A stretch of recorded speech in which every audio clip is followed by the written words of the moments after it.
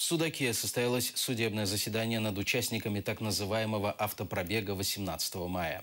Под стенами суда собралась большая группа поддержки. 19 и 20 мая в дома крымских татар, что проехались по городу с национальными флагами, пришли сотрудники полиции и приказали им явиться в участок для составления протокола об административном правонарушении.